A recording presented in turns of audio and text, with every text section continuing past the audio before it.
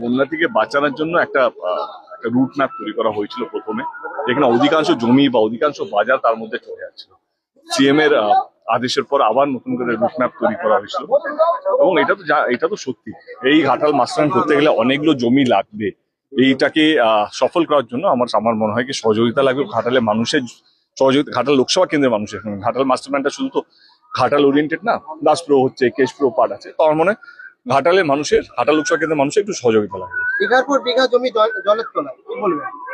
কিন্তু বন্যার সময়, এখন বৃষ্টির জলে তার জন্য তো ঘাটাল মাস্টার প্ল্যান এত তাড়াহুড়ো করে কাজ হচ্ছে। দেখো এখন এই নদীগুলো কাটা, তো এইটা তো আমার মনে হয় কি ইরিগেশন ডিপার্টমেন্ট বলতে পারবে। অ্যাজ এ সাংসদ আমি যা ইচ্ছা নম্বর বলে দিতে চাইছি না, আমি দায়িত্ববান সাংসদ। আমি জাস্ট ইলেকশন আসছে বলে যা ইচ্ছা নম্বর বলতে চাই না। আমার মনে হয় ইরিগেশন ডিপার্টমেন্টের সঙ্গে মিটিং হবে, যেহেতু কোড অফ কন্ডাক্ট লেগে গেছে। এখন আমি হয়তো ডাইরেক্টলি জিজ্ঞেস করতে পারবো না, বাট অনেকটা কাজ এগিয়েছে বা চোখে দেখা যাচ্ছে। দাদা, বিরোধীদের মেন হাতিয়ার তাদের ভোট প্রচারের এবারে ঘাটাল মাস্টার প্ল্যান। তারা কিভাবে প্রচার করছে না, ঘাটাল মাস্টার প্ল্যান ঠিকভাবে কাজ হচ্ছে না, এতে মাটি চুরি হচ্ছে, তারা এলে ঠিকভাবে করবে ডবল ইঞ্জিনের সরকার হলে।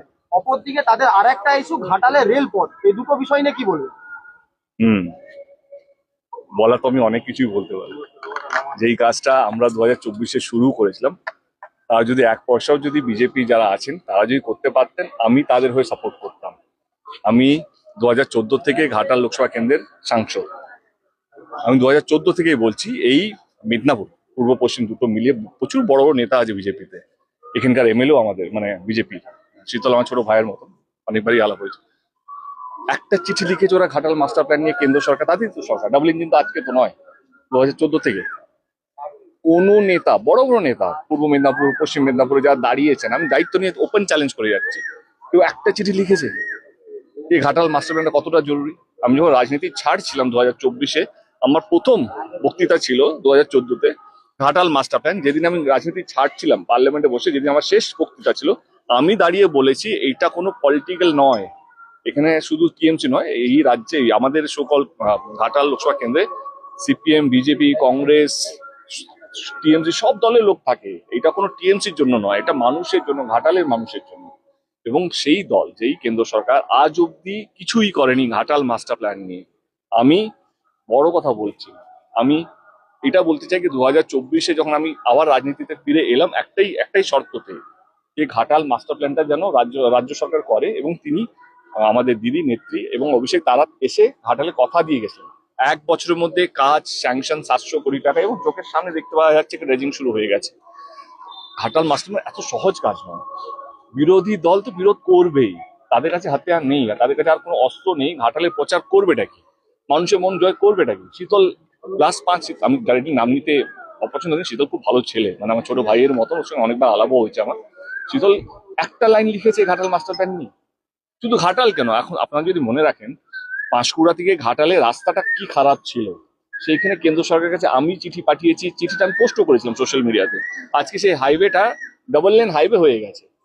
আমরা বলবো কি, যে কাজ করে তার ভয় নেই, যে কাজ করে না তারা বিরোধ করতে বেশি ব্যস্ত লাগে। কিভাবে ভোটটাকে আদায় করবে, কিভাবে মানুষকে বিভ্রান্ত করবে, এটা হচ্ছে তাদের লক্ষ্য। আমি তোমাদের চ্যানেলের মাধ্যমে আমি একটাই জিনিস বলতে চাই ঘাটাল লোকসভা কেন্দ্রের প্রত্যেকটা মানুষকে, যে আমরা প্রতিশ্রুতি রাজনীতি করি না। এইটা নয় কি এই যে সমস্যাটা ঘাটাল মাস্টার, স্বাধীনতার পর থেকে তো সমস্যাটা, আমরা চাইলে রাজনীতি তো এইটাই হয়, মানে প্রতিশ্রুতি ললিপপ ঝুলিয়ে রাখো, ভোট নাও, আবার ভুলে যাও, আবার নেক্সট ইলেকশনে আবার আসো, সেম একই সাবজেক্টে আবার কথা বলো, এই তো করে তো ওই তো।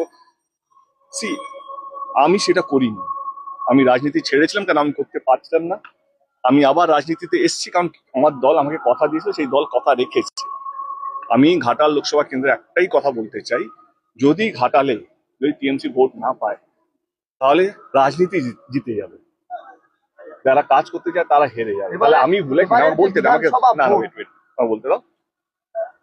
এইটাই তো রাজনীতি, কথা দিয়ে কথা রাখে না। মানে 15,000 টাকা অ্যাকাউন্টে আসবে, 2 কোটি চাকরি, নোটবন্দি পরে এইটা হবে ওইটা হবে, এখনো বলবে তারা। কারণ এই প্রতিশ্রুতি ললিপপ দেখিয়ে তারা ভোট পায়, এটাই সত্যি, এটা তো হয়েছে, এটা তো নর্মাল। আমি কথা দিয়ে কথা রেখেছি, এইটা নর্মাল। যদি এবারও যদি আমরা ঘাটাল যদি না পাই, ঘাটাল বিধানসভার কথা বলছি, তাহলে রাজনীতিই জিতবে। তাহলে আর কোনো পলিটিক্যাল দল কোনো কাজ করবে না, তারা তো জানে কাজ করলে তো ভোটই পাওয়া যায় না। তার থেকে কাজ করবো বলে বছরকে পর বছর ঝুলিয়ে যাও, তাহলে ভোটটা পাবে। কারণ আশা আশা দিয়ে রাখো না মানুষকে, আমি আশা দিইনি, আমি ভরসা দিচ্ছি মানুষকে যে কাজটা, যে কথাটা দিয়েছিলাম সে কাজটা হচ্ছে। আপনি বলেছেন এইটা দিদি তো প্রতিশ্রুতি দিয়েছিল জেতার পরই আরম্ভ হবে। জেতার পর আমরা জিতেছিলাম কবে, জুনে রেজাল্ট এসেছিল, নভেম্বর ডিসেম্বরে 500 কোটি টাকা স্যাংশন হয়েছে। ঘাটাল মাস্টার একটা প্রসেস আছে, একটা ব্লু প্রিন্ট তৈরি করতে হয়, এরিয়া ম্যাপিং আছে, কোন এরিয়া কত মানুষ বাস করছে, তারা ল্যান্ড দেবে কি দেবে না, এটা একটা প্রসেস।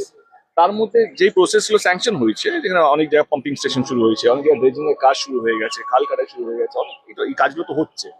স্বাধীনতার পর এই কাজগুলো কি দর্শক মানে ঘাটালের মানুষ দেখেছে? তাও তো দেখে। তো দিদি এবং অভিষেক যে কথাটা দিয়েছিল এবং আমি যে কথাটা দিয়েছিলাম, আজকে ঘাটালের মানুষ চোখের সামনে দেখতে পাচ্ছে, খাতা কলমে নয় বা নিউজের মাধ্যমে নয় বা কোনো প্রতিশ্রুতির মাধ্যমে নয়।